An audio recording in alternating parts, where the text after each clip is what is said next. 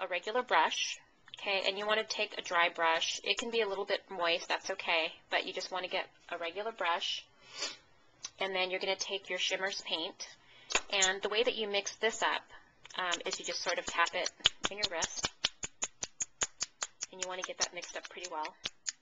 There's oils in this paint too. And what I like to do is I like to take the paint off the cap when I'm coloring in, and then when that's pretty much done, I start dipping into the actual paint jar. Okay, and I'll zoom in here so you can see this. Okay, so basically what I'm going to do is just take my little Prima flower and my tweezers, and I'm just going to go ahead and paint.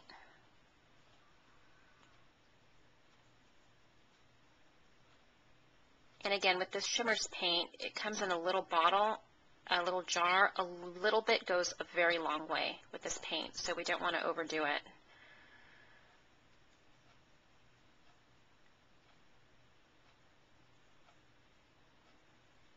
But I go ahead and heat set it with my heat gun.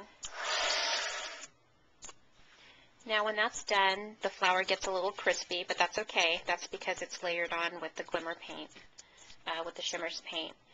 So then what you do is you take your tag, and then I like to use glue dots, only because it's cleaner. If I don't have access to glue dots, then I'll use glossy accents. You just want to take that and apply it there. Okay. Now to show you how to do the bling, and this is really, really simple. It just takes a little bit of time, but it dries pretty fast. You're going to take your bling, oops, got paint here from the flower. You're going to take your bling and your alcohol ink, and you're just going to put one little dot right in the center top of that bling, and the alcohol ink will just pretty much spread from there. Okay. And you really don't have to do anything. You just sort of let it sit there. What I like to do, because what happens is when the alcohol ink dries up, it gets a little crispy, so you want to make sure you don't have to pry it off the craft sheet. So I like to scoot it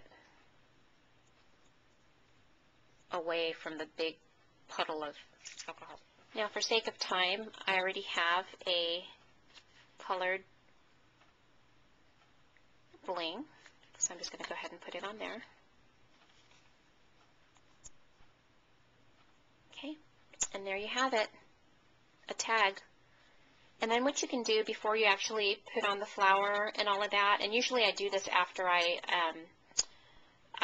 heat emboss and stamp this, is on the back side you can actually do a journaling stamp. Let's see, something like this. This is by Teresa Collins. It's like a little notebook, so you can actually stamp on there with that. Or you can use this. This here is by Tim Holtz. It's from his Stampers Anonymous collection. You know, you can just basically stamp back there. So you can use the back of the tag for journaling. So anyways, that's the tutorial. If you have any questions or comments, feel free to leave them. Thanks for watching. Bye-bye.